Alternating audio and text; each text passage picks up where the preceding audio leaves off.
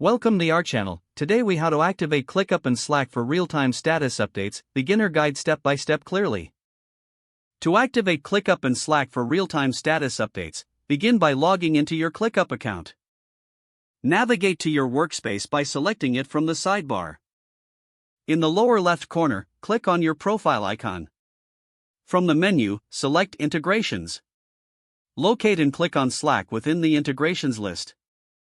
You will see an option to connect to Slack. Click on that button.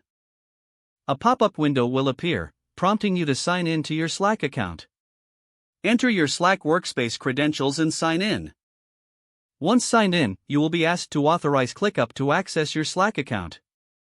Click Allow. After authorization, you'll be redirected back to ClickUp.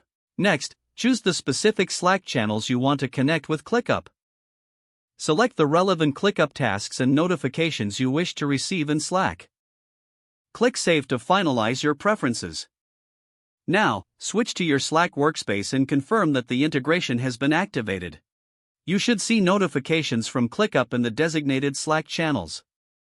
To customize notifications further, return to ClickUp and adjust your integration settings as needed. Ensure that both tools are functioning seamlessly by testing an update or notification. Now you are set to receive real-time status updates from ClickUp and Slack. If the page does not load, refresh the browser or try again in a private or incognito window.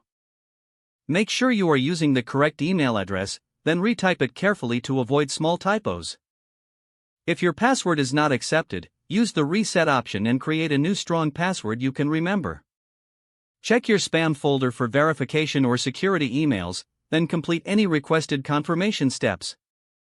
Enable two-factor authentication if available to improve account security and reduce unauthorized access risk. After signing in, review your profile details so your contact information and settings are accurate and current. If you see an error message, note it down and try again after restarting your device and internet connection. Log out when you finish, especially on shared devices, to keep your account and payment information secure.